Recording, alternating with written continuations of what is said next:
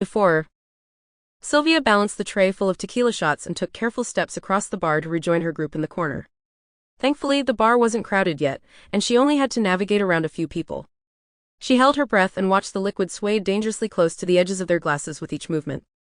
Granted a miracle from whoever was up there, she set the tray on the table without spilling a single drop. Her friends applauded her efforts, and she wiped imaginary sweat from her brow before taking an overdramatic bow. Their raucous laughter drowned out the music from the jukebox. Then she handed the shot glasses around the circle until each person had one in their hand. "Okay, everyone," Sylvia said and raised her cup above her head. "We did it. We passed out the flyers, we got the signatures, we stood in the blazing sun and they heard us." They let out a cheer. "And now, after all our hard work, we get to celebrate." "Hell yeah." Her grin stretched wider. "Until tomorrow, when we start the petitions for our next cause." They laughed. "So here's to us. And to many more successful campaigns."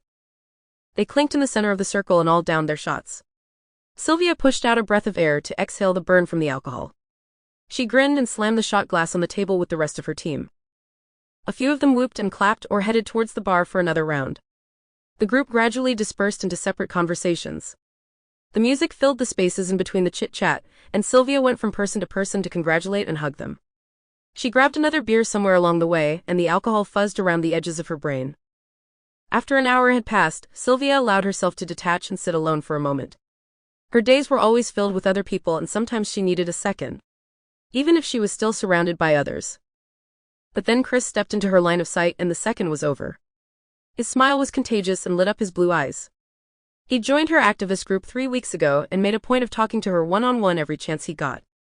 She didn't have time for attachments but thought he was cute. "Congratulations," he said, and set a foaming mug of beer in front of her. "It was nothing." Sylvia waved away his praise. She didn't like to bask in glory with her work. It was a group effort. She stared at the beer and considered declining the offer. She'd already had plenty to drink and she had work in the morning. But the condensation dripping down the glass tempted her to take a sip to quench her thirst. "Yeah, but you were the leader.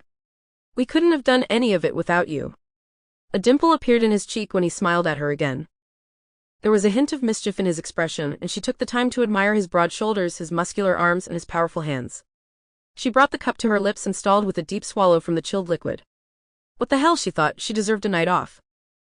Hours later, Sylvia and Chris had extricated themselves from the crowd and found themselves outside in front of the bar. Their bodies pressed together as they kissed. The celebration raged on without them and they enjoyed their own private party. She let her hands wander and his weren't being shy either. But a beep from her phone brought her back to her senses and she needed to come up for air. It was almost 1 a.m. Sample complete. Ready to continue?